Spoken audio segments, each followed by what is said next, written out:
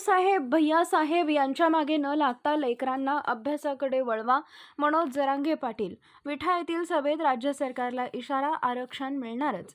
गेली 70 वर्ष ओबीसी नेत्यांचा सरकारवर प्रभाव होता, परंतु आता सरकारला मराठ्यांचे पुरावे सापडू लागलेत. मराठ्यांना आरक्षण न देता त्यांना दाबून मारण्याचा कुणी प्रयत्न केला, मराठ्यांचे वाटोळं कुणी केलं, त्यांचे नाव आम्हाला कळायला पाहिजे, असे आवाहन मराठा आरक्षणाचे नेते मनोज जरांगे पाटील यांनी सरकारला दिलं आहे. मराठा समाजाच्या आरक्षणासाठी विठा येथे राज्याच्या कानाकोपऱ्यातील मराठा समाज आज एका छत्राखाली एकवटला होता. त्यामुळे सरकार आता पुरावे शोधू लागले. त्यामुळे मराठ्यानो, भाऊसाहेब भैयासाहेब यांच्या मागे न लागता लेकरांना अभ्यासाकडे वळवा, असा सल्ला मराठा योद्धा मनोज जरांगे पाटील यांनी मराठा समाजातील कार्यकर्ते, समाज बांधवांना दिला. मराठा आरक्षणासाठी लढणारे मनोज जरांगे पाटील हे पश्चिम महाराष्ट्राच्या दौऱ्यावर असून त्यांची विटा इथे जाहीर सभा शुक्रवारी सकाळी झाली. यावेळी हजारोंच्या संख्येने मराठा समाज बांधव उपस्थित होता. जरांगे पाटील यांचे सकाळी 10:30 वाजता सभास्थळी आगमन झाले.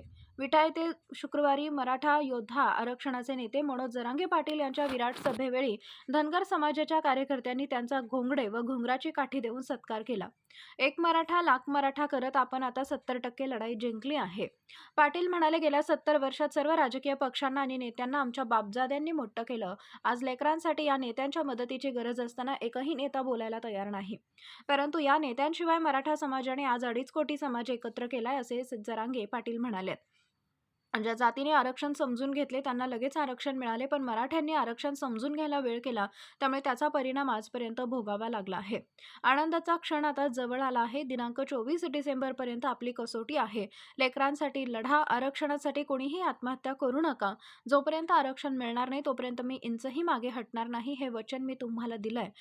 पण वेळाने का होईना मराठा समाज एकत्र आला आहे, त्यामुळे सरकारने शहाणपणाची भूमिका घेतली पाहिजे. आता आरक्षणासाठीची ही शेवटची लढाई असेल. सभेसाठी विटा शहरात सकाळपासून गर्दी होण्यास सुरुवात झाली होती. सभेसाठी येणाऱ्या लोकांच्यासाठी ठिकठिकाणी बिस्किट व पाण्याची व्यवस्था करण्यात आली होती. मराठा समाज कृती समितीचे समन्वयक शंकर पाटील, मोहिते, विनोद पाटील, महावीर दितोळे, शशिकांत शिंदे, अजय पाटील व कार्यकर्त्यांनी नेटके नियोजन केले. डॉ. जितेश कदम, सुहास बाबर यांच्यासह लाखो संख्येने मराठा समाजाने हजेरी लावली होती. मराठा समाजाचे कुणबी पुरावे लपवून ठेवले आणि प्रत्येक वेळी पुरावे नसल्याचं सांगत मराठ्यांना आरक्षण देता येत नसल्याचा कांगावा केला. पण आता घराघरातील मराठे एकवटले आहेत. सरकारने हे पुरावे शोधायला सुरुवात केली असून लाखो पुरावे मिळाले. त्यामुळे सरकारला आमचा प्रश्न आहे की 1822 पासून 1967 पर्यंत आणि 1967 पासून 2023 पर्यंत जे काही पुरावे सापडले आहेत, त्याच्या आधारावर तुम्ही गेल्या 70 वर्षापूर्वीचं आरक्षण दिलं असतं तर आज मराठ्यांनी जगात आज प्रगत झाली असती.